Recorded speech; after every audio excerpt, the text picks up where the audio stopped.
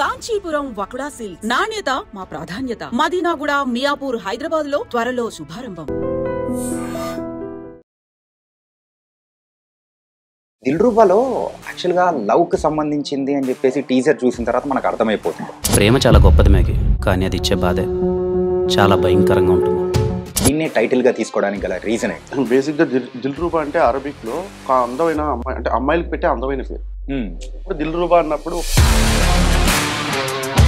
చిరంజీవి గారి సినిమాలో కావచ్చు, పవన్ కళ్యాణ్ గారి సినిమాలో కావచ్చు, లేకపోతే రామ్ చరణ్ గారి సినిమాలో, సో అది విన్న ప్రతిసారి భలే అనిపిస్తూ ఉంటుంది. సో అది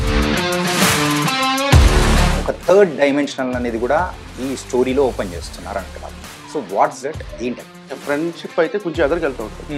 అదే అమ్మాయితో అయితే ఒక లవ్లో పడుతుంది, ఫ్రెండ్షిప్ కాకపోతే. ఆ లవ్లో పడిన తర్వాత ఏమవుతుందంటే దిల్రుబా మూవీ. సో కిరణ్ అబ్బవరం గారిని అసలు ఏ పాయింట్ చెప్పి ఒప్పించారు? ఎందుకంటే అది మదర్ లాంగ్వేజ్. ఆ మదర్ లాంగ్వేజ్లో ఆ 2 వర్డ్స్ వాడాలంటే వాళ్ళ ప్రాణం చచ్చిపోయినాయి. We should respect our mother language కదా. దాంట్లో ఒక నేను ఈ ఎక్స్ప్లెనేషన్ ఇంత ఇచ్చినంటే కిరణ్ ఒకటే మనకు అద్దరిపోయిన పాయింట్ చేస్తాను సార్. ఇదైతే కంప్లీట్ ఇట్స్ నాట్ అనే క్యారెక్టర్ డ్రివెన్ మూవీ అనుకోవచ్చా? It's character driven movie. But character మీద సినిమా అంతా నడుస్తూ ఉంటుంది. Not that kind of story అంటున్నాను. యానిమల్ కానీ లేకపోతే అర్జున్ రెడ్డి ఎందుకో కొంచెం పూరి గారి షేడ్స్ అండ్ సందీప్ గారి షేడ్స్ కొంచెం కనిపిస్తున్నాడు. So what you say? సినిమాలు చూసే సినిమాని చేయడం నేర్చుకున్నాం అంతే. స్క్రీన్ ప్లే రాయడం అక్కడే నేర్చుకున్నాం. త్రివిక్రమ్ లాగా ఉన్నాను లేకపోతే పూరి లాగా ఉన్నాను అంటే ఆయన నిజంగా ఈ గివెన్ గిఫ్ట్ ఉంది. అంటే నన్ను అలా అడ్రస్ చేయడం అనేది ఆయన దృష్టిలో, ఆయన పాయింట్ ఆఫ్ వ్యూ నాకు కనిపించినందుకు చాలా హ్యాపీనెస్ ఫీల్ అవుతుంది. ముందు మూవీస్లో చూడని కిరణ్ అబ్బవరం ఈ మూవీలో మనం చూస్తున్నాం. చాలా డిఫరెంట్గా ఉంది. నా హీరో పాయింట్కి ఎగ్జిట్ అయ్యాడు, తర్వాత సీన్స్కి ఎగ్జిట్ అయ్యాడు, తర్వాత ద వే ఆఫ్ డైలాగ్స్కి ఎగ్జిట్ అయ్యాడు. అంటే ఆయన ఎగ్జిట్ అయిన దేనికి?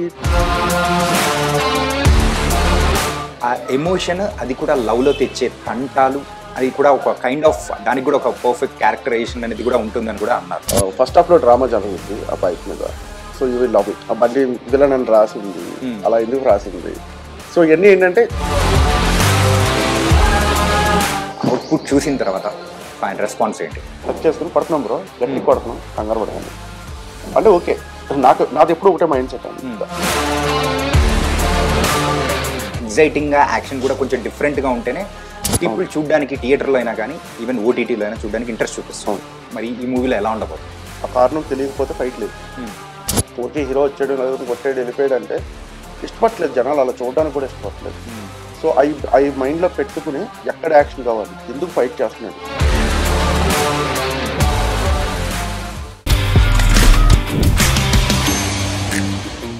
Hi guys, welcome to I dream. నేను మీ చాణక్య.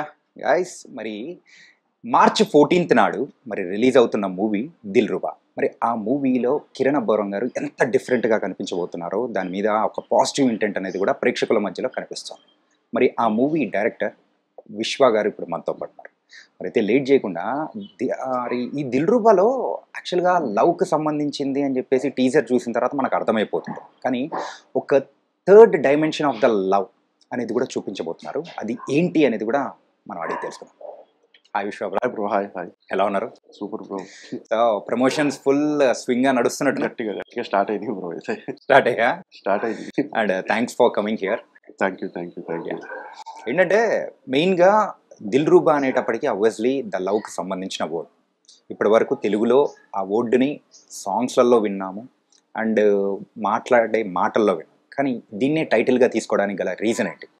పర్టికులర్ రీజన్ అంటే బేసిక్గా దిల్రుబా అంటే అరబిక్లో ఒక అందమైన అమ్మాయి, అంటే అమ్మాయిలకు పెట్టే అందమైన పేరు. ఇట్స్ ఎ పంజాబీ ఇన్స్ట్రుమెంట్ అనమాట. ఆ ఇన్స్ట్రుమెంటేషన్ అంటే ఆ ఇన్స్ట్రుమెంట్ మ్యూజిక్ అది చాలా డిఫరెంట్. ఒక 1960s ఆ టైంలో చాలా పాపులర్ మ్యూజిక్. ఆ సౌండింగ్ అయినప్పుడు దిల్రుబా అన్నప్పుడు ఒక సౌండింగ్ ఉంటుంది. చిరంజీవి గారి సినిమాలో కావచ్చు, పవన్ కళ్యాణ్ గారి సినిమాలో కావచ్చు, లేకపోతే రామ్ చరణ్ గారి సినిమాలో కూడా, ఇది ఆరెంజ్ సినిమాలో. సో అది విన్న ప్రతిసారి భలే అనిపిస్తూ ఉంటుంది. సో అది దాంట్లో కూడా మీనింగ్ ఉంది కదా, అది బాగుంటుంది ఆ ఎమోషన్ అని చెప్పి దాన్ని తీసుకున్నాం అంతే. So that to love subject we are dealing నా. సో దానికి కరెక్ట్ యాప్ట్ అని చెప్పి ఒక ఫీలింగ్. నేను కిరణ్ గారు కూర్చొని డిస్కస్ చేసుకున్నప్పుడు కూడా లేదు దిల్రుబా బాగుంది, దానికి వెళ్ళిపోతాం. భాస్కర్ భట్ల గారు కూడా డిస్కస్ చేసినప్పుడు దిల్రుబాతో వెళ్ళిపోతే చాలా అదిరిపోద్ది అని చెప్పాడు ఆయన. సో ఆ పాజిటివ్ సైన్స్ అనేది కూడా అందరి దగ్గర నుంచి కలెక్టివ్గా వచ్చింది. Okay, obviously. ఇప్పటి వరకు లవ్లో ఎప్పుడైనా కానీ అమ్మాయి మోసం చేసి వెళ్ళిపోవడము, అబ్బాయి మోసం చేసి వెళ్ళిపోవడము, ఇలాంటివి మనం చూస్తూ ఉంటాము. ఆ తర్వాత ఇంకొక అమ్మాయిని వెతుక్కోవడం. కానీ ఇక్కడ మాత్రం యూఆర్ టేకింగ్ విత్ అనే న్యూ పాయింట్, ఒక థర్డ్ డైమెన్షనల్ అనేది కూడా ఈ స్టోరీలో ఓపెన్ చేస్తున్నారు అంటున్నారు. సో వాట్స్ దట్, ఏంటది? అంటే ఎనీ రిలేషన్షిప్, ఏ రిలేషన్షిప్లో అయినా ఇప్పుడు పరిచయం తర్వాత స్నేహం, ఆ తర్వాత ఫ్రెండ్స్ అయితే బాయ్స్ ఎవరైనా ఫ్రెండ్షిప్ అయితే కొంచెం ఎదురుకి వెళ్తూ ఉంటుంది. అదే అమ్మాయితో అయితే ఒక లవ్లో పడతాం, ఫ్రెండ్షిప్ కాకపోతే. ఆ లవ్లో పడిన తర్వాత ఏమవుతుందంటే ఒక డిస్టర్బెన్సెస్ స్టార్ట్ అవుతాయి ఎక్కడో చోట, పాయింట్ ఆఫ్ టైంలో బ్రేకప్ అనేది జరుగుతూ ఉంటుంది. దాని తర్వాత ఏమవుతుందంటే మాట్లాడుకోరో లేకపోతే దూరం వెళ్ళిపోతారు. బికాస్ ఒకళ్ళు తప్పని ఒకళ్ళు, ఇంకొకళ్ళు తప్పని ఇంకొకళ్ళు, అలా ఆ బిలీవ్ వెళ్ళిపోతారు. కానీ ఈ జర్నీని మర్చిపోతారు. స్టార్ట్ అయిన ఈ జర్నీని తర్వాత ఎండ్ వరకు వచ్చే వరకు జరిగే ఒక జర్నీని మర్చిపోతారు. మర్చిపోయిన మనకు గుర్తు వస్తూనే ఉంటుంది, ఈ అమ్మాయి ఎలా ఉంది అని చెప్పి మనం అనుకుంటాం, ఆడు ఏం చేస్తున్నాడు అని వాళ్ళు అనుకుంటారు, ఎక్కడో ఇన్స్టాలోనే స్క్రోల్ చేసి చూసుకుంటారు, ఓకే ఇడు బాగానే ఉన్నాడు. ఎందుకు అలా ఒక టెక్స్టే చేయొచ్చు కదా, ఎలా ఉన్నారు వాళ్ళు కూడా అలా తప్పలేదు, అంటే తెలుసుకోవడంలో తప్పలేదండి. వాళ్ళతో ఉన్న మన ప్రయాణానికి ఒక విలువ ఇవ్వాలి కదా అంటారు. అది అలా విలువ ఇచ్చి ఒక ఎక్స్ గర్ల్ ఫ్రెండ్ వచ్చి సెట్ చేస్తే ఎలా ఉంటుంది అనేది ఒక ఐడియా నుంచి పుట్టింది. అంటే ఇది ఎక్స్ గర్ల్ ఫ్రెండ్ వచ్చి సో ప్రెసెంట్ డిస్టర్బ్ లవ్ ని సెట్ చేయడం. యూజువల్గా ఇలాంటివన్నీ సినిమాల్లోనే చూడొచ్చు, రియల్ లైఫ్లో ఎప్పుడైనా ఇట్లాంటివి చూసారా? అలా లేదు, అంటే రియల్ లైఫ్లో కూడా రెండు రకాలు బ్రో. ఇక్కడ రియల్ లైఫ్లో ఉండవు కాబట్టి చూడండి అని చెప్పడం ఒకటి, అట్లీస్ట్ ఇలా ఉండండి అని చెప్పడం ఒకటి. ఓకే, రెండోది పాయింట్ అనుకుంటున్నాను. ఇలా ఉండదు రియల్ లైఫ్లో, మీరు సో సినిమాలో చూపిస్తున్నామన్నా అది బాగానే ఉంది చెప్పడానికి. లేదు మీరు ఇలా ఉండడానికి ట్రై చేయండి అని చెప్పినా బాగానే ఉంటుంది. So both are fine. And as a story రైటర్గా ఒక మూవీ తీసుకొని వచ్చారంటే కొన్ని సొంత అనుభవాలు అనేది కూడా పక్కా ఉంటాయి. ఆ సొంత అనుభవాలు మరి ఈ స్టోరీలో మీ అనుభవాలు ఏమైనా ఉన్నాయా? ఉన్నాయి బ్రో, అంటే కొన్ని, అంటే ఎవ్రీ వన్ లైఫ్. నేను ఆల్వేస్, అంటే నాకు టీజర్ దగ్గర నుంచి క్వశ్చన్ స్టార్ట్ అయింది. నేను ఎప్పుడూ అదే చెప్తున్నాను, ఎక్స్పీరియన్స్ అంటే మన బట్టి, అంటే మన లైఫ్లో జరిగిందే కాదు. ఇప్పుడు ఒక ఫ్యామిలీ అనేది ఒక ఫ్యామిలీ దగ్గర ఆగిపోతుంది. అమ్మ నాన్న మన సొసైటీలోకి వచ్చే కొద్దీ కూడా, అంటే ఫార్వర్డ్ అవుతున్న కొద్దీ, మనం ఎదుగుతున్న కొద్దీ మనకి చాలామంది తగులుతూ ఉంటారు. సో వీళ్ళందరి లైఫ్లోనూ ఒక్కొక్క ఎక్స్పీరియన్స్ ఉంటుంది. ఇది జరిగిందిరా, ఇది జరిగిందిరా, ఇది జరిగింది. కలెక్టివ్గా తీసుకున్నప్పుడే అది ఫామ్ అవుద్ది యాక్చువల్లీ. ఓకే, సో పర్సనల్గా బ్రేకప్ లేకుండా ఎందుకు ఉంటుంది? 35 years వచ్చినాయి, డెఫినెట్లీ ఉంటుంది. సో ఆ అమ్మాయి గుర్తొచ్చినప్పుడు, లేకపోతే తను ఫోన్ చేసి ఒక టెక్స్ట్ చేసినప్పుడు, మై హ్యాపీనెస్ ఇస్ నా ఎక్స్ ఎప్పుడు నాకు మెసేజ్ చేస్తూనే ఉంటుంది, చేస్తూనే ఉంటుంది. అంటే ఆ సిచ్యువేషన్ జరిగిన తర్వాత అంటే బ్యాడ్ ఫేజ్ ఉంటుంది బ్రో, బ్యాడ్ ఫేజ్ ఉంటుంది, డెఫినెట్లీ ఉంటుంది. అది 6 months ఉండొచ్చు, ఒక్కొక్కడికి 1 year ఉండొచ్చు, ఒక్కొక్కడికి 1 month ఉండొచ్చు. సో ఆ బ్యాడ్ ఫేజ్ దాటిన తర్వాత ఒక గుర్తు తెచ్చుకోవడం అనేది ఉంటుంది, మాట్లాడాలి ఎలా ఉన్నాడు. ఆ పాయింట్ ఆఫ్ టైంలో లవ్ ఉండదు, లస్ట్ ఉండదు, ఏముండదు. ఇంకా అక్కడ న్యూట్రల్ అంతే. ఆ న్యూట్రల్ అయిపోయినప్పుడే నార్మల్గా మాట్లాడదాం. ఎందుకంటే when we are in love there is expectation. Breakup అయితే always I'm a bad person. Okay, she's very good. Okay, so తనలో చెప్పడానికి కూడా 1% కూడా ఏ రాంగో లేదని చెప్తాను. I'm the bad person, not in the ways bad things or something, characterization maybe, అంటే దాని వల్ల కావచ్చు, ఏదైనా కావచ్చు. కాల్ తీసుకుంది అయితే ఫస్ట్ వాళ్ళే, ఏంటంటే తిరిగి వచ్చినప్పుడు కూడా ఎలా ఉన్నావు అని అడిగింది వాళ్ళు. Okay, and coming to the Dilruba movie, so Kiran Abbavaram గారిని అసలు ఏ పాయింట్ చెప్పి ఒప్పించారు? ఎందుకంటే ఆయన ఇప్పటివరకు చేసిన మూవీస్ కానీ కొంచెం యాక్షన్ ఓరియంటెడ్, అంటే కంప్లీట్ ఒక కంప్లీట్ లవ్ స్టోరీ చేసిన సందర్భాలు అనేది చాలా తక్కువ. అంటే రాజా గారు, రాణి గారు దట్ వాస్ అనే డిఫరెంట్ జోన్, కానీ దీనికి వచ్చేటప్పుడు దిల్రుబాగా వచ్చేటప్పటికి డిఫరెంట్ జోన్. సో ఏం చెప్పి ఒప్పించారు? దిల్రుబా అంటే ఆయన ఆల్రెడీ చెప్పాడు, సారీ థ్యాంక్స్ చెప్పని ఒక క్యారెక్టరైజేషన్. ఎందుకంటే ప్రతిరోజు మనం దేని మీద డిపెండ్ అయిపోయి ఉన్నామంటే, ఓ రోజు మా నాన్న అన్నాడు, అంటే నాకు చాలా అలవాటు, ఇప్పటికీ అలవాటు పోలేదు ఇంకా జబ్బు, సారీ థ్యాంక్స్ అని చెప్తూ ఉంటాం ఊరికి చిన్నదానికి పెద్దదానికి. ఒక పాయింట్ ఆఫ్ సిచ్యువేషన్లో నేను ఆలోచించినప్పుడు ఏమైందంటే, మా నాన్న ఒక మాట అన్నాడు, సిగ్గేట్లేదరా నీకే, సారీ అంటావు, థ్యాంక్స్ అంటావు, సారీ అంటావు, థ్యాంక్స్ ఎందుకు అర్థం? నేను చెప్పింది నిజమే కదా, మా నాన్న చెప్పింది నిజమే కదా అనుకున్నా. అది ఐడియా ఎప్పుడో ఉండిపోయింది, బ్రెయిన్లో అలా ఉండిపోయింది.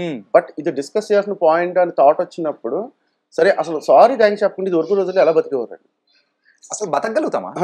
ఎలాగంటే ఇప్పుడు కాల్ తగిలింది, తగిలితే చూసుకోలేదండి అన్నారు, అంటే మీరు అన్నారు పర్లేదండి అన్నారు, దీంట్లో సారీ లేదు, థ్యాంక్స్ లేదు. ఓకే, లేదు అవసరం లేదు, కానీ మనం వాడతాం అది. ఊరికే ఫోన్ పెట్టేసేటప్పుడు థ్యాంక్స్ బ్రో అంటాం, ఎందుకు థ్యాంక్స్, దేనికి, వైఆర్ థ్యాంకింగ్, తెలుగులో చెప్పండి, క్షమించండి అనే పదం వాడండి. వాడడం కష్టం. ఎందుకు కష్టం అంటే, మీకు తెలిసిన ఒక భాష, మీ సొంత భాష, మాతృభాషలో ఒకడికి ఏంటి క్షమించండి అని అడగడం పెద్ద నేరం. ఎందుకంటే మీ మైండ్ ఒప్పుకోదు. మీ మైండ్ చెప్తాను నువ్వు అంత పెద్ద తప్పు ఏం చేసావు అన్నది. థ్యాంక్స్ చెప్పండి తెలుగులో కృతజ్ఞత అని చెప్పండి. నేను నీకు చాలా కృతజ్ఞుడిని అని చెప్పండి. ఎందుకు ఆడి కాళ్ళు పెట్టుకున్నట్టు ఎందుకు అలా మాట్లాడుతున్నాను ఫీలింగ్ వచ్చేస్తుంది మనకి. కానీ ఎవడో ఒకడు అలవాటు చేసిన 2 పదాలు సారీ థ్యాంక్స్. మీరు ఏ ఫారిన్ కంట్రీ అయినా వెళ్ళండి, వాళ్ళు ఊరికి సారీ చెప్పరు, ఊరికి థ్యాంక్స్ చెప్పరు. ఎందుకంటే అది మదర్ లాంగ్వేజ్. ఆ మదర్ లాంగ్వేజ్లో ఆ 2 వర్డ్స్ వాడాలంటే వాళ్ళ ప్రాణం చచ్చిపోయినట్టు. So we should respect our mother language కదా. దాంట్లో ఒక క్షమించండి అని నువ్వు అడగలేని ఒక బరువు మాట ఉన్నప్పుడు అది ఇంగ్లీష్లో నీకు ఈజీ అయిపోయిందా అది. సో ఇది డెప్త్ ఆఫ్ ద పాయింట్. ఇది చెప్పినప్పుడు వెంటనే కనెక్ట్ అయిపోయాడు. నేను ఈ ఎక్స్ప్లెనేషన్ ఇంత ఇచ్చినంటే కిరణ్ ఒకటే మాట్లాడు అద్దరిపోయింది పాయింట్ చేస్తాను సినిమా. ఫస్ట్ లాగ్ లైన్ మెయిన్ ఇది చెప్పేటప్పటికి సెట్ అంతే, అంతకు మించి full and script ready bro first చెప్పినప్పుడే. కాబట్టి 30-40 minutes ఉన్నాడు అంతే. ఓవరాల్ కాదు 40 minutes లో ఉన్నాడు. 40 minutes తర్వాత ఆపాను చేస్తున్నాను నేను సినిమా అంతే. తను చాలా ఎగ్జైట్ అయ్యాడు ఆ టైం కిరణ్ గారు.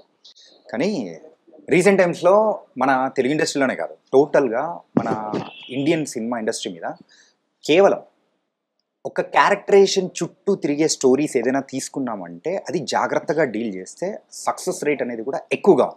ఈవెన్ మనం అనిమల్ చూసుకున్నా కానీ వేరే మూవీస్ ఏదైనా క్యారెక్టర్ డ్రివెన్ మూవీస్ ఇలా తీసుకుంటే ఆ కోవకే ఇది వచ్చేస్తుందంటారా? అలా ఏం లేదండి. ఇప్పుడు క్యారెక్టరైజేషన్ మీద కరెక్ట్గా సినిమా రాయడం మొదలు పెట్టిందంటే పూరి గారు. ఈడియట్ సినిమా కావచ్చు, మనం బద్రి, అసలు అలాంటి క్యారెక్టరైజేషన్స్ మరి they are the inspiration and they are influencing always. But the thing is that always మీరు చెప్పినట్టే ఏంటంటే ఆ థ్రెడ్ మీద నడుస్తూ ఉండే వెళ్ళే కథ. ఎందుకంటే ఆ క్యారెక్టర్ మీద బేస్ అయ్యి కథ నడుస్తూ ఉంటుంది. సో చాలా జాగ్రత్తగా డీల్ చేయాలి. అంటే ఆ ప్రిమైజ్ని క్రియేట్ చేయడం కానీ ఆ మజిల్ క్రియేట్ చేయడం కానీ చాలా ప్రాపర్గా జరగాలి. తక్కువ లిమిటెడ్ క్యారెక్టర్స్ ఉంటాయి. When we go with the characterisation based film చుట్టూరు జరిగే కథ మొత్తం 5 క్యారెక్టర్లు 6 క్యారెక్టర్ల మధ్య జరుగుతూ ఉంటుంది. సో కంపారిజన్ వచ్చి యానిమల్ సినిమాలో ఉంటుందా డెఫినెట్లీ సందీప్ రెడ్డి వంగ గారు అలా ఆ కైండ్ ఆఫ్ సినిమా అయితే కాదు. అంటే అంత రస్టిక్గా అయితే కాదు నేను చెప్తాను. అంత రస్టిక్గా అయితే కాదు కాదు. సో కాస్త పువ్వుల్ని అమ్మాయిని అయితే కూడా బాగానే చూపించారు. లేదు లవ్ సబ్జెక్ట్ యాక్చువల్లీ. అంటే హీరో క్యారెక్టరైజేషన్ బేస్డ్ ఆడికి యాంగర్ మేనేజ్మెంట్ ఏం లేదు బ్రో. వాడికి కోపం అనేది సిచ్యువేషన్ బట్టే వస్తుంది. ఓకే. సో ఆ సిచ్యువేషన్ వల్లే వాడి కోపం వస్తుంది తప్పించి వాడికి యాంగర్ మేనేజ్మెంట్ ప్రాబ్లమ్స్ ఏంటో. ఓకే.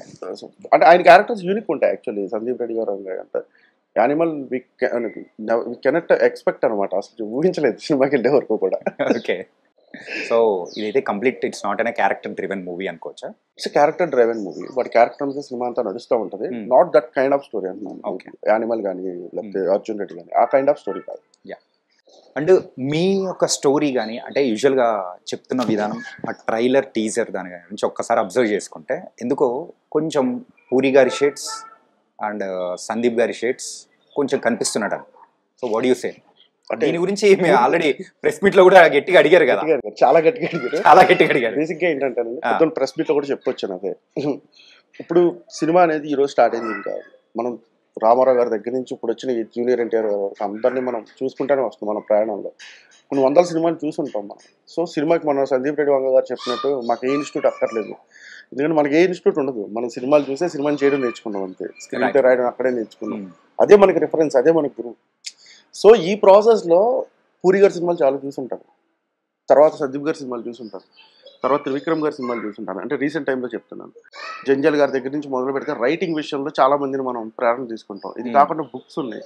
పూరి గారు చదివిన చలం పుస్తకాలు అయ్యి ఉండొచ్చు. అంటే ఎగ్జాంపుల్ త్రివిక్రమ్ గారు చదివిన ఎద్దనపడి సులోచన అనే పుస్తకాలు కావచ్చు. అంటే చాలా వేల పుస్తకాలు చదివి ఉండొచ్చు.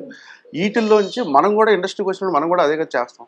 సో వాళ్ళ సినిమాకి వెళ్తాం, పొద్దున్న టికెట్ కొనుక్కుని వెళ్తాం. సర్వ సత్యమూర్తి రిలీజ్ అయింది, వెళ్తాం చూస్తాం. నాన్న గురించి ఒక విలువైన మాట చెప్పాడు, అది ఎక్కడో స్ట్రైకింగ్గా ఉంటుంది. మనం కూడా ఇలా రాయాలరా అనిపిస్తుంది. అమ్మ నాన్న తమిళమ్మకి వెళ్తాం, అక్కడ ఏదో సినిమా అదే చూసుంటాం. ఇవన్నీ ఏంటంటే వాళ్ళు they are inspiring us positively. ఎందుకంటే రైటింగ్లో ఒక స్టైల్ క్రియేట్ చేశారు, ఒక బ్రేక్ క్రియేట్ చేశారు వాళ్ళు. కానీ మీ గురించి చెప్పేటప్పుడు కూడా త్రివిక్రమ్ శ్రీనివాస్ గారు ఎంగేజ్లో ఉన్నప్పుడు సో ఎలా అయితే సో కలంతో మనందరినీ కూడా ఎంటర్టైన్ చేశారో ఇప్పుడు విశ్వ కూడా అలా మనల్ని ఎంటర్టైన్ చేయబోతున్నాడు అని చెప్పేసి కిరణ్ గారు అంత కాన్ఫిడెంట్గా చెప్తారు. So how do you take it? Taken లేదు బ్రో, అది హ్యాపీనెస్ కాదు, అది బరువు, బాధ్యత పైన. ఎందుకంటే ఏ మాత్రం చిన్న మిస్ఫైర్ అని వీళ్ళే ఎక్కేస్తారు అందరూ. సో తను జాగ్రత్తగా డీల్ చేయాలి. ఈ సినిమా వరకు అయితే చెప్తున్నాను, త్రివిక్రమ్ లాగా ఉన్నాను లేకపోతే పూరి లాగా ఉన్నాను అనేది ఆయన నిజంగా ఈ గివెన్ గిఫ్ట్ ఉంది. అంటే నన్ను అలా అడ్రస్ చేయడం అనేది ఆయన దృష్టిలో, ఆయన పాయింట్ ఆఫ్ వ్యూలో నాకు కనిపించినందుకు చాలా హ్యాపీగా ఫీల్ అవుతున్నాను. But the thing is that at that same time రేపు March 14 సినిమా రిలీజ్ అయిపోతుంది. అది చూసిన తర్వాత ఎవరైతే మీరు ఉన్నారో లేకపోతే ఆడియన్స్ ఉన్నారో, the same applause they give to me, I will take. అంటే నేను సక్సెస్ అయినట్టు ఫస్ట్ మీట్. రెండోది ఏంటంటే వాళ్ళు శిఖరం ఎక్కడో ఉన్నారు, నేను ఇప్పుడే ఒక చిన్న బట్ స్టార్ట్ అయ్యాను అనమాట. సో ఇది నాకు రెస్పాన్సిబిలిటీ అవుద్ది. అంటే నేను రాసే నెక్స్ట్ సినిమా కావచ్చు లేదా నెక్స్ట్ మాట కావచ్చు, ఏదైనా చాలా జాగ్రత్తగా ఉండాలి. ఎందుకంటే వాళ్ళతో కంపేర్ చేసి వదిలితే డోల్ తీరిపోద్ది. అంటే స్టార్టింగ్ సినిమా ట్రైలర్ టైంలో కానీ ప్రీ రిలీజ్ టైంలో కానీ సో అనడం ఈజీనే, కాకపోతే ఆ బరువు మోయడం అనేది చాలా కష్టం. అది ఇంత పెద్ద బోర్డింగ్ అనేది యూజ్ చేశారు. సో కొంతమందికి అయితే ఏమవుతుందంటే అది తలకెక్కేస్తూ ఉంటుంది, ఇంకొంతమంది అంటే బాధ్యతగా తీసుకొని నెక్స్ట్ అనేది వెళ్ళే అవకాశాలు అనేది ఉంటుంది. మిమ్మల్ని చూస్తుంటే బాధ్యతగా తీసుకొని ముందుకు వెళ్ళేటట్టు, బరువుగా ఫీల్ అయ్యేటట్టు అనిపిస్తుంది సార్. అదే బ్రో, పోలికలు అంటే ఒకేలా ఉండడం కాదు, లక్షణాలు. అదే మన లక్షణాలు ఎలా వస్తాయి? ఇప్పుడు మా ఫాదర్ పోలికి నాకు వచ్చింది లేకపోతే మా అన్నయ్య పోలికి నాకు వచ్చింది అంటే నేను బిహేవ్ చేసే బిహేవ్లో వాళ్ళు కనపడతా ఉంటే వస్తుంది. రైట్ అలాగా మన ఇండస్ట్రీ కూడా ఒక సిరి కళామ తల్లి అంటే దీంట్లో మనకి చాలా మంది ఫాదర్స్ ఉంటారు, చాలా మంది మదర్స్ ఉంటారు. ఇది రైటర్లు కావచ్చు, ఇన్స్పిరేషన్స్. వాళ్ళ లక్షణాలు ఎక్కడో ఒక చోట కొంచెం తగులుతాయేమో. తగిలినప్పుడు ఏంటంటే మనం కూడా అలాగే ఆలోచించడం మొదలు పెడతామేమో అంతే. ఇంకొక విషయం చెప్పుకోవాలి, ఈ మూవీకి సంబంధించి ఏది రిలీజ్ అయినా కానీ ప్రేక్షకుల దగ్గర నుంచి కామన్గా వింటున్న వర్డ్ ఏంటంటే, ఇంతకుముందు మూవీస్లో చూడని కిరణ్ అబ్బవరం ఈ మూవీలో మనం చూస్తున్నాం. చాలా డిఫరెంట్గా ఉన్నది, coming to the language wise, body language wise, ఇంకా లుక్ వైజ్ కానీ ఎవ్రీథింగ్. సో ఒక కొత్త కిరణ్ అబ్బవరాన్ని చూస్తున్నామని కూడా అంటున్నారు. మరి దాని గురించి తీసుకున్న జాగ్రత్తలు ఏంటి? It's a team work bro. First of all first point ఏంటంటే, నేను ఒక కథను చెప్తాను. ఎవరికి చెప్తాను? నా హీరోకి చెప్తాను ఫస్ట్. నా హీరో పాయింట్కి ఎగ్జైట్ అయ్యాడు, తర్వాత సీన్స్కి ఎగ్జైట్ అయ్యాడు, తర్వాత ద వే ఆఫ్ డైలాగ్స్కి ఎగ్జైట్ అయ్యాడు. అంటే ఆయన ఎగ్జైట్ అయిన దేనికి? నన్ను నేను కొత్తగా చూసుకోబోతున్నాను అనేది ఆయన ఎగ్జైట్మెంట్. రైట్. అంటే నేను ఒక 20% ఆయన దగ్గర నుంచి తెచ్చుకున్నాను అనుకో, ఈ 80% ఫుల్ఫిల్ చేయాల్సింది టీమ్. ఎలాగంటే ఇప్పుడు ఫర్ ఎగ్జాంపుల్ నా ప్రొడ్యూసర్ ఒప్పుకోవాలి ఫస్ట్, లేదు మేము కిరణ్తో వెంట్రో భాగ్యం అంటే ఎక్స్పెక్ట్ చేస్తున్నాం మళ్ళీ అంటే సెట్ అవుతుంది. సో ఆయనకి ఏంటి, ఓకే రవి గారికి చెప్పినప్పుడు ఎగ్జైట్ అయిపోయింది. ఓకే కిరణ్ కొత్తగా చూపించడానికి దీంట్లో ఏదో ఉంది. తర్వాత ఓకే ఆయన అయిపోయాడు. తర్వాత ఒక మ్యూజిక్ డైరెక్టర్, ఒక లిరిక్ రైటర్, ఒక కాస్ట్యూమ్ డిజైనర్. ఆ కాస్ట్యూమ్ డిజైనర్ అంటే పేరు చెప్పాలి ఖచ్చితంగా, హర్ష చల్లపల్లి. బట్ చెప్పిన వెంటనే వాడు చేసింది ఏంటంటే, వాడు డిజైన్స్ రెడీ చేసుకుని వచ్చాడు. అంటే ఒక పేపర్ మీద రెడీ చేసుకుని వచ్చి, ప్రజెంటేషన్ రెడీ చేసుకొచ్చి కిరణ్కి వెళ్తాం బాగుంటుంది, ఈ కాస్ట్యూమ్స్ అయితే అదిరిపోతుంది. ఇప్పుడు దాకా వెళ్ళలేదు ఎక్కడ ప్లే. ఒక హెయిర్ స్టైలిస్ట్ దగ్గరికి వచ్చేటప్పటికి హెయిర్ స్టైలిస్ట్ జరుగుతూ ఉంటాయి. దానికి ఒక లక్కీ అని చెప్పి మ్యాట్ సెలూన్ దాని దగ్గర తీసుకెళ్తాయి. ఒక 6-7 స్టైల్స్ ట్రై చేసాం కిరణ్ గారితో. ఆయనకి ఏది నచ్చిందో, మాకు ఏది నచ్చిందో, కామన్గా ఒక ఒపీనియన్కి వచ్చాం, ఈ లుక్ బాగుంది అని. సో ఇలాగ ప్రతి ఎలిమెంట్లోనూ కెమెరామెన్ ఎవరు, మన విశ్వాస్ డానియల్ గారు ఆల్రెడీ కిరణ్ గారితో 4 సినిమాలు చేశాడు. ఇది 5th ఫిల్మ్ అయినా కానీ చాలా కొత్తగా చూపించాలంటే ఆయన ఏ పాయింట్ ఆఫ్ వ్యూలో చూస్తున్నాడు ఆయన చెప్పాడు, ఎక్స్ప్లెనేషన్ ఇచ్చాడు. లేదు సార్ ఇలా వెళ్దాం, ఈ ప్యాటర్న్లో వెళ్దాం, ఈ ప్యాటర్న్లో వెళ్తే మనకి ఒక కొత్త విజువల్ వస్తుంది ఆయన మీద. సో ఇలాగ అందరూ, ఈ నాట్ 1%, ఎవ్రీ1 కూర్చుని తయారు చేసిన ప్రోడక్ట్ ఇది. So I'm very happy for that. Music director కావచ్చు, fight master Prithvi master. So Prithvi master కూడా డిజైన్ చేస్తున్నప్పుడు ఎలా కంపోజ్ చేద్దాం, కొత్తగా ట్రై చేద్దాం అంటే ఆయన అడిగాడు ఎలా చేద్దాం అంటే, సార్ పాట మీద ఫైట్ వెళ్దాం అన్నాం. పాట మీద ఫైట్ చేద్దాం అని. సో ఆ పాట మీద ఫైట్ చేసాం. అంటే లైక్ మన అలా వైకుంఠపురం మూవీలో కూడా సేమ్ లైక్ కైండ్ ఆఫ్ అంతే, అదే అలాంటిది. సో వీటిలన్నిటికి బేస్ మేము క్రియేట్ చేసుకున్న తర్వాత లొకేషన్ పై చేయాలి, ఇప్పుడు షూట్ చేయాలి. వైజాగ్ అనుకున్నాం. వైజాగ్ అనుకున్న తర్వాత మనకు వైజాగ్లో ఏంటంటే నెంబర్ ఆఫ్ బీచెస్ కానీ నెంబర్ ఆఫ్ లొకేషన్స్ కానీ తక్కువ.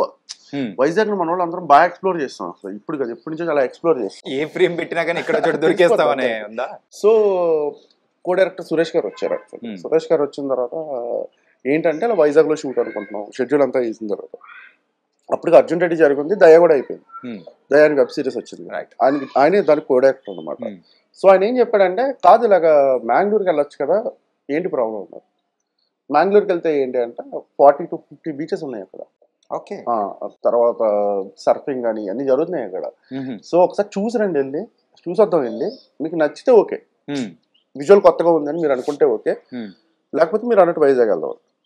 ప్రొడ్యూసర్ అంటే సరే ఒకసారి చూసారండి మీరు, కెమెరామెన్, ఆర్ట్ డైరెక్టర్ నలుగురు వెళ్ళి చూసారండి అంటే వెళ్ళి చూడగానే స్టన్ అయిపోయాం అసలు. అంటే మనం ఎక్కడ ఫారెన్ వెళ్దాం, ఇక్కడే తిరగడానికి బోల్డ్ ప్లేస్లు ఉంటాయి మనకి.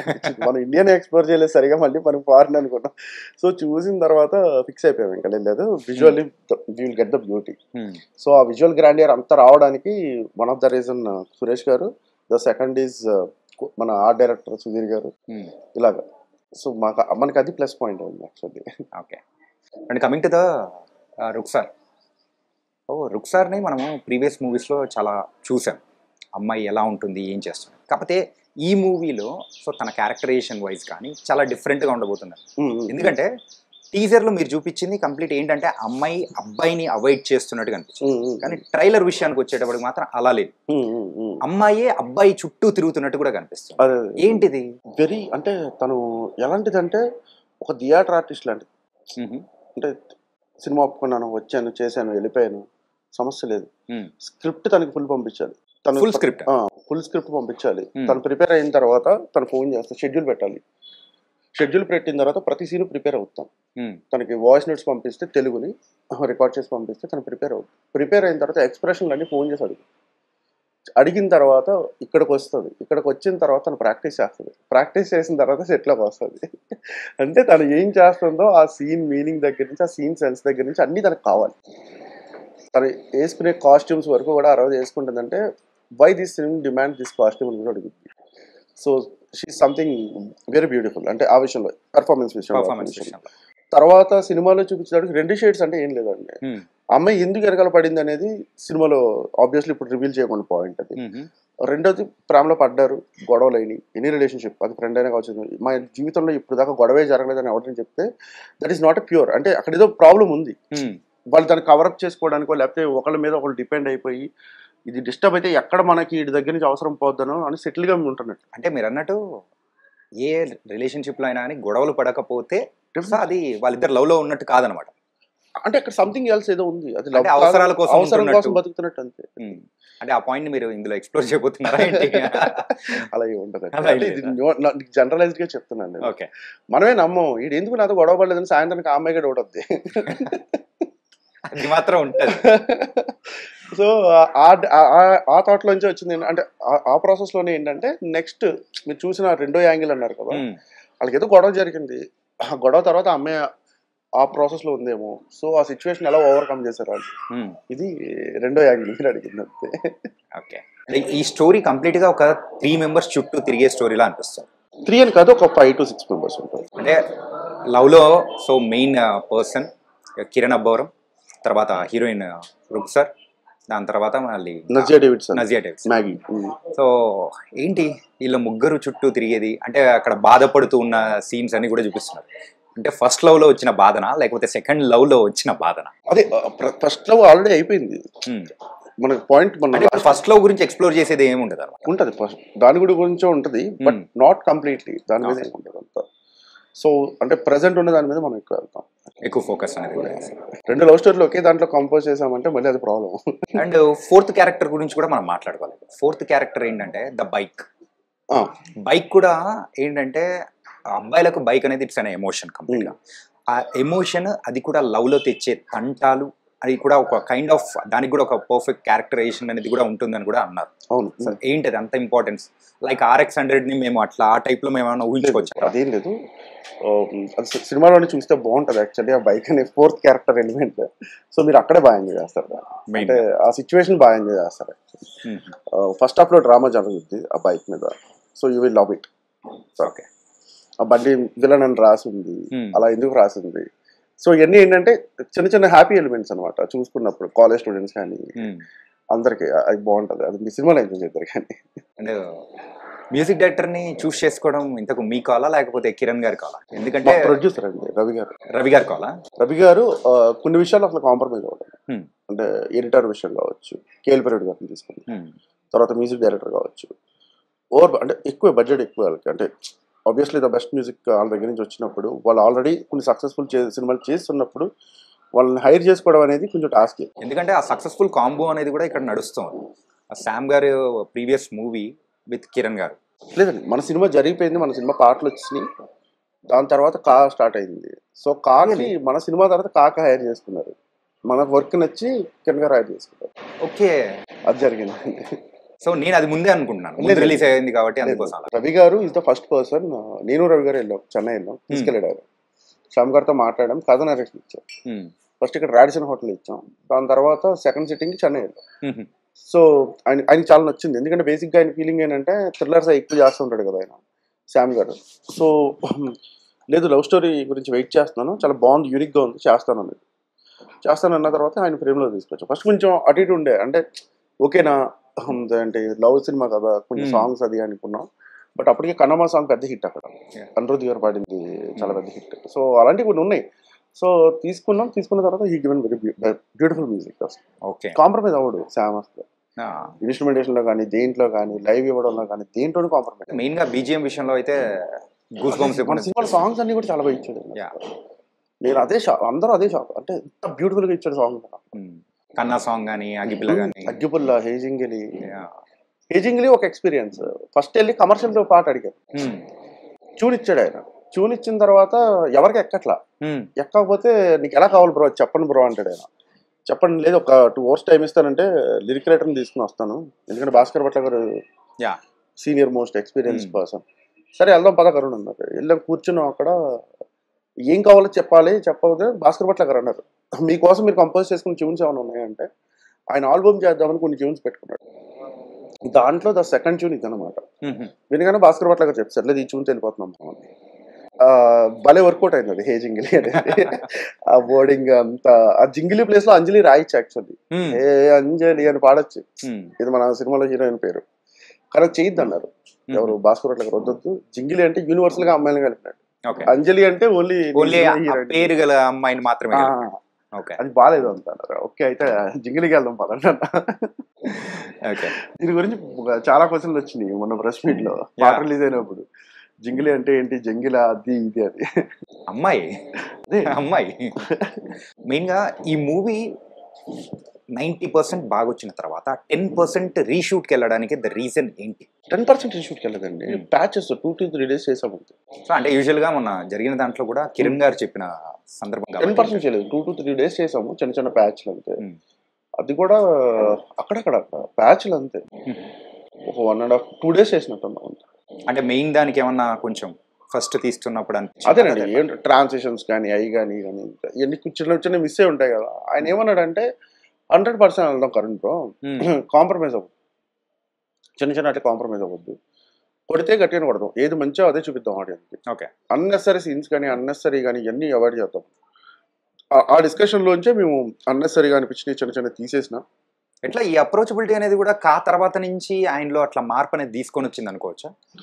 ఆ తర్వాత నుంచి అని కాదండి, మీటర్ అయిపోయింది, రూల్స్ రంజన్ అయిపోయింది, అప్పటికి మేము ఇద్దరు కూర్చున్నాం. రూల్స్ రంజన్ అయిపోయిన తర్వాత కూర్చున్నాం. ఆయన అప్పుడు చాలా స్ట్రాంగ్గా చెప్పారు, లేదు కరెంట్ నేనైతే కాంప్రమైజ్ అవ్వను సార్ నుంచి. ప్రతి దాంట్లోనూ చిన్న మైన్యూట్లోనూ నేను ఖచ్చితంగా కేర్ తీసుకుంటాను, ఎందుకంటే end of the day investment అనేది కథ, హీరో వీళ్ళిద్దరి మీద నడుస్తూ ఉంటుంది. నేను డెబ్యూ డైరెక్టర్ని, అంతే కదండి, నేను డెబ్యూ డైరెక్టర్ని. సో మా ఇద్దరు ఆయన మీద నడుస్తూ ఉంటుంది. 9 సినిమాలు చేస్తున్నాడు ఆయన, మార్కెట్ పాజిటివ్గా ఉన్నా నెగిటివ్గా ఉన్నా ఆయన మీద డిపెండ్. రైట్, ఆయన స్టోరీ రాంగ్ ఎంచుకున్నాడు అనుకోండి, ఆయన బాధ ఏంటి, ప్రొడ్యూసర్ పోతాడు. సింగిల్ సిట్టింగ్లో 15 కోట్లు పోతాయి మార్నింగ్ షో పడేటప్పటికి. తనకి బ్యాడ్ నేమో, ప్రొడక్షన్కి బ్యాడ్ నేమో, ఆ డైరెక్టర్కి బ్యాడ్ నేమో. ఆయనకి అది ఇష్టం లేదు. నా డైరెక్టర్లు అందరూ బాగుండాలి, నా ప్రొడ్యూసర్లు అందరూ బాగుండాలి, వాళ్ళిద్దరు బాగుంటేనే నేను బాగుంటాను. ఓకే, సో ₹1 కూడా పోకూడదు. ఆ బయట పోయే 15 కోట్ల కన్నా ఇక్కడే ఒక 25 లక్షలు 50 లక్షలు అయితే ఖర్చు పెడదాం, రీషూట్లు చెక్ చేసుకుందాం. ఓకే, ఇది ఈరోజు స్టార్ట్ అయింది కాదు కదా రీషూట్ అనేది, మనం చాలా సంవత్సరాల నుంచి చూస్తున్నాం. సినిమా బెటర్మెంట్ కోసం జరిగే ప్రాసెస్ అది. అందరికి ఏంటి రీషూట్ పడ్డదంట సినిమా కానీ నెగిటివ్కి వెళ్తుంది. అవును, బెటర్ చేయడానికి కదా వెళ్తున్నాం. సో ఈ క్వశ్చన్ కూడా అడిగింది అందుకే అనమాట. మెయిన్గా రీషూట్కి వెళ్ళారు అనేటప్పటికి ఒక ముద్ర అనేది కూడా మైండ్లో ప్రతి ఒక్కరిలో పడేలా చేస్తూ ఉంటారు, పడిపోతూ ఉంటారు. సో దాని గురించి క్లారిటీ అనేది కోసం, అదే బెటర్మెంట్ కోసం.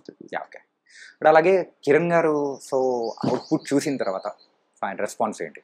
కిరణ్ గారు లాస్ట్ 20 days బ్యాక్ అనుకుంటా చూసారా, చూసి కన్ను కొడుతున్నాం బ్రో, హక్ చేసుకుని కొడుతున్నాం బ్రో, గట్టి కొడుతున్నాం, కంగారు పడతాను అంటే ఓకే నాది ఎప్పుడు ఒకటే మైండ్ సెట్ అండి. ఆన్ పేపర్ మనం రాసింది ప్రజెంటేషన్కి ఆన్ స్క్రీన్ తీసుకొచ్చేటప్పటికి ఎంతవరకు మనం దాంట్లో సక్సెస్ అయ్యి, ఎందుకంటే మనం 100% రాస్తాం maximum due to the so many reasons. మనం ఏం ఆడియోని చూపిస్తున్నామో అది 80% ఉండొచ్చు, మన ఫ్రెష్ మైండ్తో చూసే మీకు అది 100%. Okay, so at least I should deliver that.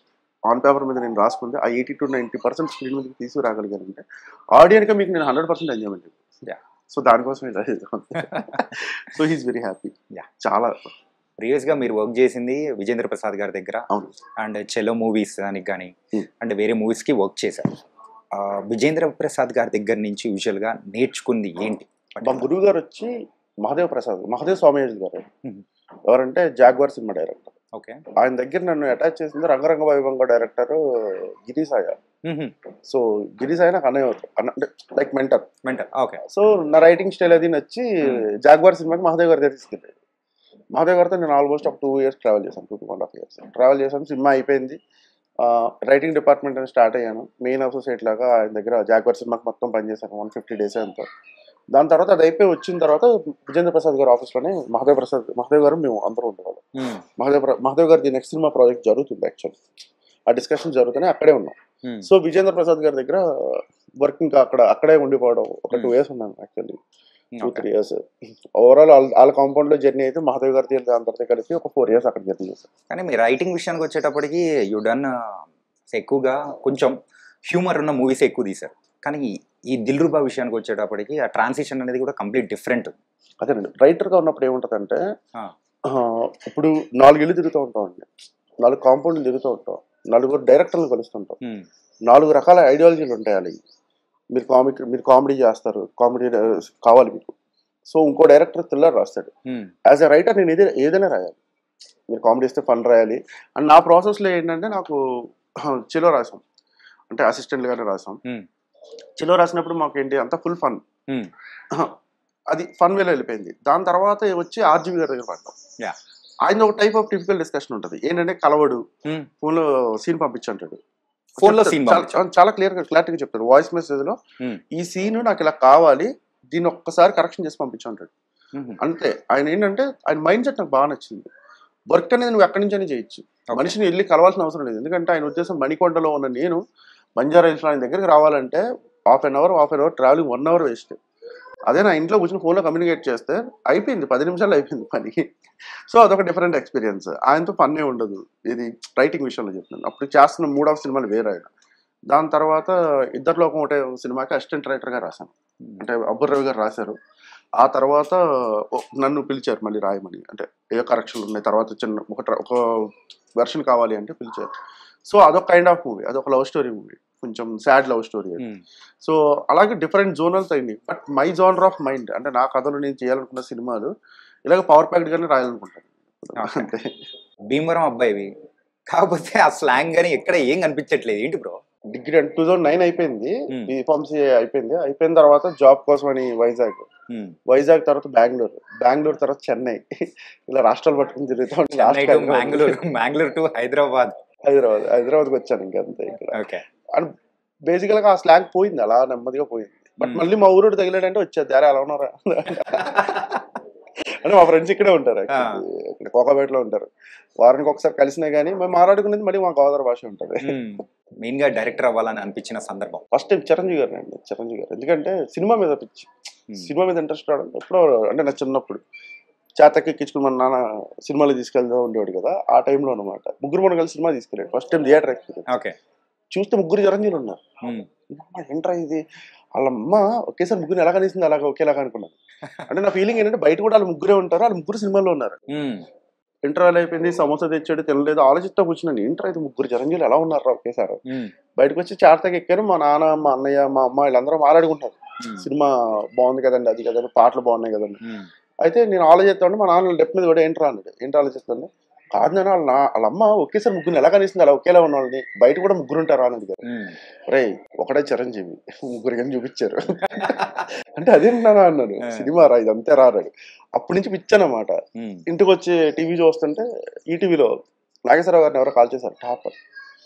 ఏడుస్తున్నాను, ఎందుకు ఏడుస్తున్నా అంటే నాగేశ్వరరావు గారు కాల్ చేశారంటే ఆగు అని చెప్పి టీవీ ఇలా మార్చాడు, జెమిని వచ్చింది, నాగేశ్వరరావు గారు బతికి ఉన్నారు చూడండి.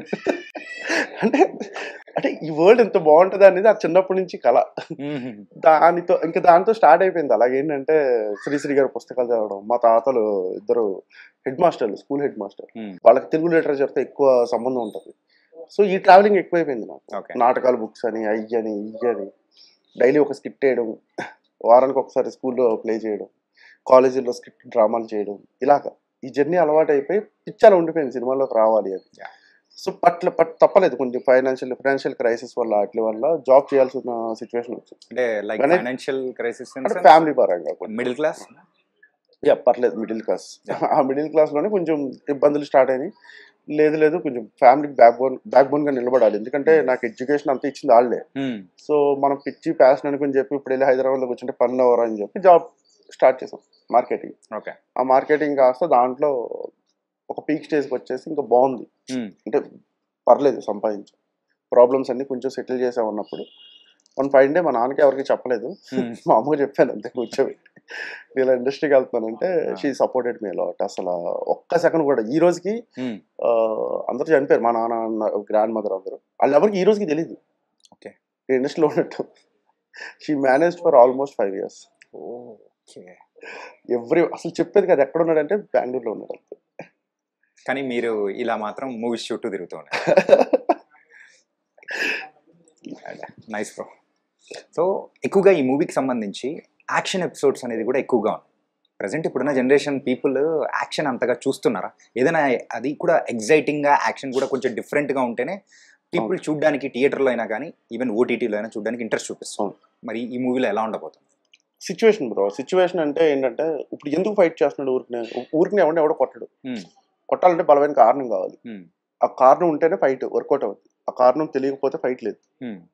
ఊరికే హీరో వచ్చాడు, నలుగురు కొట్టాడు, వెళ్ళిపోయాడు అంటే ఇష్టపడలేదు జనాలు, అలా చూడడానికి కూడా ఇష్టపడలేదు. సో అవి మైండ్లో పెట్టుకుని ఎక్కడ యాక్షన్ కావాలి, ఎందుకు ఫైట్ చేస్తున్నాడు, ఈ ఫైట్ తాలూకు ఎమోషన్ ఏంటి హీరోది, ఇంకో ఫైట్ జరుగుతుంటే ఆ ఫైట్లో ఆడ ఎమోషన్ ఏంటి, ఈ టైంలో ప్రశాంతంగా కొడుతున్నాడా, ఈ టైంలో చాలా కోపంగా కొడుతున్నాడా, ఇంకో టైంలో ఇంకోలా కొడుతున్నాడా, ఎందుకు కొడుతున్నాడు, కొట్టడానికి వెళ్ళగల కారణం ఏంటి. ఈ కారణం ఉంటేనే అంటే నాకు ఎక్స్పీరియన్స్ ఏంటంటే జాగ్వార్ చేస్తున్నప్పుడు రామలక్ష్మణ్ మాస్టర్ ఉన్నారు, ఆయన వాళ్ళిద్దరు క్లైమాక్స్ ఫైట్కి వచ్చారు. క్లైమాక్స్లో మేము రాయలేదు, అప్పటికి మాకు ఫైట్ ఉంది అంతే, క్లైమాక్స్లో ఫైట్ అయిపోవాలి. వాళ్ళు వచ్చిన తర్వాత కూర్చుని క్లైమాక్స్ ఊరికి నాలుగు ఫైట్ పెట్టమంటే చేయమంటే చేయలేమండి అన్న. ఎవరు? రామలక్ష్మణ్ చేయలేమండి అలాగా అన్న. ఎందుకంటే ఫైట్ చేయడానికి ఒక హోల్డింగ్ పాయింట్ కావాలి కదా. నేను అప్పుడు ఆ సినిమాకి అసిస్టెంట్ రైటర్ని, అసోసియేట్ డైరెక్టర్ని, అమ్మా వీళ్ళేంటారా ఫైట్ చేయడానికి ఎమోషన్ అంటారు, హీరో వస్తాడు కొడతాడు వెళ్తాడు అంతే కదరా ఈ సినిమాలో అయినా జరిగేదాన్ని. అది డీకోడ్ చేయడానికి ఆయన అన్నాడు, రేపు పొద్దున్న ఎల్లుండి నుంచి ఫైట్ కదా ఒకసారి డీకోడ్ చేయండి అన్నాడు. హోటల్ రూమ్లో కూర్చొని నేను మా డైరెక్టర్ ఇంకొక అసిస్టెంట్ కూర్చుని ఏం చేద్దాం ఎలా వాళ్ళు ఎమోషన్ అడుగుతున్నారు. ఎమోషన్ అంటే ఏంటి అంటే సినిమాలో యాక్చువల్లీ మేము రమ్యకృష్ణ గారిని చంపేశాం, ఫ్లాష్ బ్యాక్లోనే మదర్ని ఫాదర్ని ఇద్దరిని చంపేశాం. అది డీకోడ్ చేయడానికి ఆయనకి ఏం అక్కర్లేదు, మనకి డిస్కషన్కి ఏంటంటే మనుషులు కావాలి, కూర్చోవాలంతే. ఆ కూర్చోవాల్సి ఉంటే ఆయన తిరుగుతూనే ఉన్నాడు, అటు ఇటు మహాదేవ్ గారు తిరుగుతున్నాడు. ఎవరు? డైరెక్టర్ మహాదేవ్ స్వామి. తిరిగి ఒక పాయింట్ దగ్గర ఆగి వచ్చేసింది అన్న. ఏంటంటే రమ్యకృష్ణ చావలేదు, బతికే ఉంది ఇప్పుడు ఏంటి అన్నది. ఓకే, అంటే ఏంటి అంటే క్లైమాక్స్ లో ఈ కొడుకుని తయారు చేసింది ఆవిడే అని ఎంటర్ అవుద్ది అక్కడికి.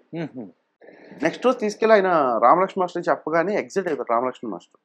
సినిమా మొత్తంలో ఫైట్ వర్కౌట్ అయినంత బాగా ఇది వర్కౌట్ అవుతుంది, ఎందుకంటే మిగతా ఫైట్ మాస్టర్లు అన్ని చేసింది వేరు. బట్ అప్పుడు నాకు అర్థమైంది ఏంటంటే ఓకే, ఒక ఫైట్ జరిగిన దాంట్లో ఎమోషన్ కావాలి. మీరు అరవింద్ సమేత చూసిన ఫస్ట్ ఫైట్ అలాగే ఉంటుంది, బలమైన కారణం ఉంటుంది. సో అలాంటి సిచ్యువేషన్స్ పెట్టుకోకుండా హీరోయిజం చూపించడానికి ఫైట్ చేసిన ప్రతిసారి ఫెయిల్యూర్ అయిపోతాం. సో అది మైండ్లో ఉంది. సో పృథ్వీ మాస్టర్కి ఆ పాయింట్ చెప్పినప్పుడు కథ ఎంత విన్న తర్వాత చాలా ఎగ్జైట్ అయిపోయాడు Prithvi master. The way he design the fights is very beautiful. అంటే దాంట్లో కూడా ఒక కిక్ ఉంటుంది, ఒక ఎనర్జీ ఉంటుంది. ఇంటర్వెల్ జాతర ఫైట్ కావచ్చు, కేసీబీడి ఫైట్ కావచ్చు, క్లైమాక్స్ ఫైట్ కావచ్చు, ఒక టెంపో మెయింటైన్ చేసి అలా తీసుకెళ్ళాడు దాన్ని. అంటే ఎడ్జ్ ఆఫ్ ద సీట్ కూర్చోబెట్టుకెళ్ళగల డిజైన్ చేశాడు ఫైట్.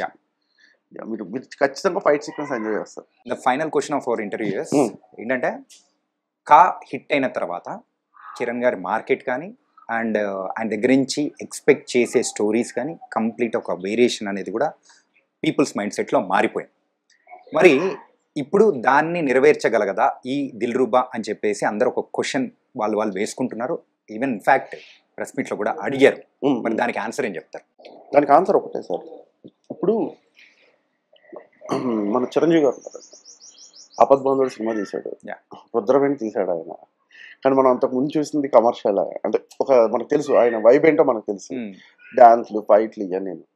తర్వాత ఆయన ఖైదీ తీశాడు, అదొక కైండ్ ఆఫ్ స్టోరీ, అసలు అప్పుడు దాకా బ్రేక్ అది. సో నేనేమంటున్నానంటే మీ ముందు సక్సెస్, ఆయన ముందు సక్సెస్, ఆయన తర్వాత సినిమా అదే వైపు కంటిన్యూ అవ్వాలని లేదు. ఏది స్టోరీ వైజ్ అదే స్టోరీ మళ్ళీ తీయలేము. ఎందుకంటే రాసేది కరుణ్, నెక్స్ట్ రాసేది కే రాంప్ అనేది ఇంకో డైరెక్టర్. సో ఏంటంటే ఒక డైరెక్టర్ ఆ ఐడియాలజీ ప్రకారం కథ వెళ్తూ ఉంటుంది. సో దాన్ని ఎంజాయ్ చేయండి. ఓకే, కాలా ఉందా లేదా అనేది ఎంజాయ్ చేయకండి. మీకు కాలా ఉందా లేదా అంటే కాలా ఎప్పటికీ ఉండదు ఆయన నెక్స్ట్ చేసే సినిమాలు. ఎందుకంటే కా వేరు, కరుణ్ వేరు, నెక్స్ట్ నాని వేరు, నెక్స్ట్ ఇంకో డైరెక్టర్ వేరు. So the story, what the story is going to tell, what the director want to tell the audience, ఇది వెరీ ఇంపార్టెంట్. దాంట్లో మీరు చూసిన మీ 9 సినిమాల హీరోలు, మన హీరో ఎలా ఉన్నారు, ఎంత బాగా పెర్ఫార్మెన్స్ చేశాడు, ఈ కథని ఎంతవరకు ఆడియన్స్ ఓన్ చేసుకునే ఫీల్ ఇచ్చాడు, ఇది ఒక్కటే పట్టించుకోండి. Don't compare with anything. Okay, ఈ శుక్రవారం మంది, ఈ శుక్రవారం థియేటర్కి వచ్చామా, సినిమా చూసామా. అంటే వ్యాలంటైన్స్ రోజు రావాల్సింది ఎందుకు 1 month డిలే చేసి 14th కొంచెం వర్క్ ఉంది యాక్చువల్లీ, ఇంకా ఆర్ఆర్ అన్ని వర్క్లు జరుగుతున్నాయి దాని మీద. అంటే చెప్పాను కదా, అంటే క్వాలిటీ. శామ్ కాంప్రమైజ్ అవ్వడు, కిరణ్ గారు కాంప్రమైజ్ అవ్వరు, నేను కాంప్రమైజ్ అవ్వను. సో బెస్ట్ వచ్చేదాకా చెయ్యాల్సిందే. సో మొత్తానికైతే ఈ 14th, సో March 14th మీదే అని మాత్రం డిసైడ్ అయిపోతున్నారు. హోలీ అంతా రంగులతో నింపేస్తూ ఉన్నారు దిల్ రూబాతో. మా లైఫ్ లో కూడా రంగులతో నింపేస్తున్నాం. It was nice and thank you. Happy women's day to all the women in the world. Okay, thank you.